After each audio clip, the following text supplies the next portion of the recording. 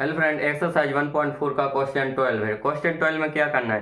Question 12 में हमारे पास दो क्वेश्चन दिए। क्या कि बतलाइए कि निम्नलिखित कथन सत्य है या असत्य। अपने लिए दो कथन दिए, उनको सत्य असत्य बताना है और उत्तर का औचित्य देना है। ठीक है, पहला क्या है?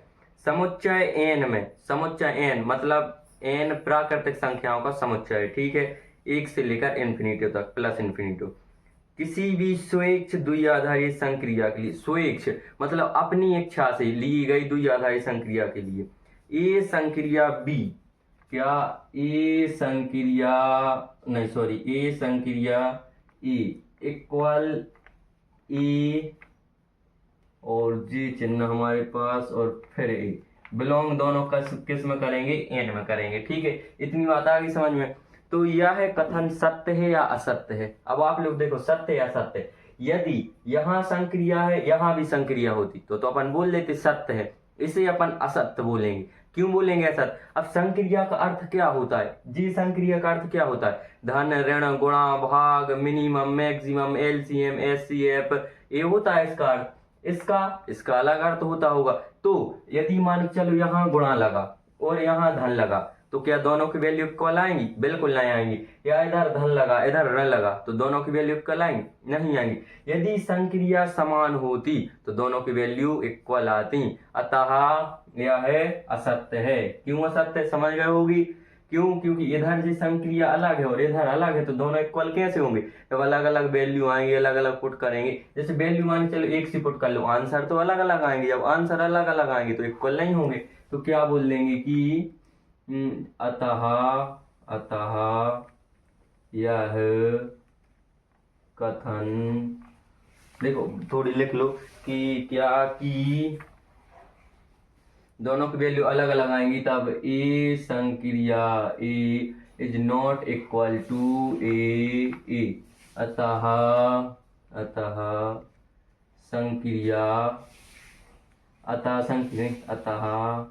कथन कथन असत्य असत्य है। ठीक है, जब कथन असत्य है तो हमारी संक्रिया द्विआधारी संक्रिया नहीं होगी। इसलिए संक्रिया द्विआधारी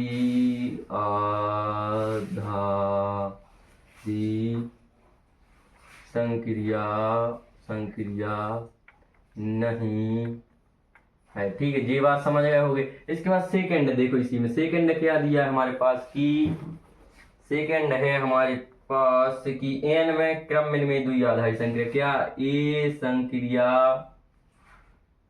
बी संक्रिया सी, ठीक है, इक्वल टू सी संक्रिया बी संक्रिया ए। अब जी बताओ, है द्विआधारी क्रम में है कि नहीं है? तो देखो भैया, बिल्कुल है क्रम में। क्यों? अब आप लोग बोलोगे यार तो सहचर दिख रही है, ये क्रम में कैसे हो गए? तो क्रम में के लिए अपन ने क्या शर्त पड़ी थी कि ए संक्रिया बी इक्वल टू क्या हो जाए? बी संक्रिया ए हो जाए। यही पड़ी थी ना क्रम के लिए। अब आप बोलोगे सर ए तो भैया हमने किस लिए, सहचर के लिए पड़ी थी, तो उसमें तो क्रम में लिखा, तो यह असत्य हो जाएगा। नहीं, यह सत्य है। क्यों है सत्य? क्योंकि देखो ए संक्रिया बी, तो अपन ए को क्या मान लो? ए मान लो, ठीक है, संक्रिया, और बी है अपने पास तो बी को इतनी वैल्यू मान लो, तो बी संक्रिया सी हो गया ना, ए संक्रिया बी। ठीक है ना, ए के लिए ये मान लो और बी के लिए ये मान लो। और क्या फिर सेकंड में क्या करना पड़ता था? पलटना पड़ता था आगे पीछे। तो बी जे है तो आ गया ना भैया, बी संक्रिया सी संक्रिया बी और संक्रिया ए, इसके इक्वल आ गया ना। जा देखो, यदि क्रम में सिद्ध करना तो ए संक्रिया बी इक्वल बी संक्रिया ए कर दो, तो ए संक्रिया बी इक्वल बी संक्रिया ए हो गया।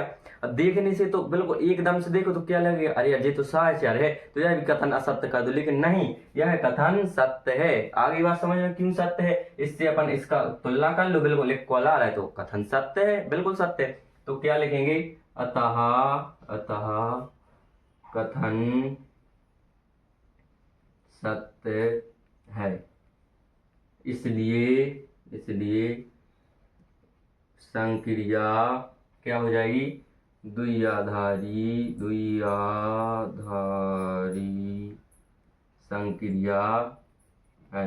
इसलिए संक्रिया द्विआधारी है। ठीक है, आगे बात समझ में। 90% बच्चों के दिमाग में यही आएगा। इधर सीधा देखो क्या साहचर्य लिखा, ये हमारे लिए क्या लग रहा है, साहचर्य लग रहा है। अतः कथन असत्य है, क्यों? क्योंकि कथन में क्रम में पूछा, लेकिन क्रम में है नहीं, है क्रम में। अच्छे से देख लो, एक बार देख लो, जी ऑब्जेक्ट टाइप के बहुत IMP क्वेश्चन होते हैं, ठीक है।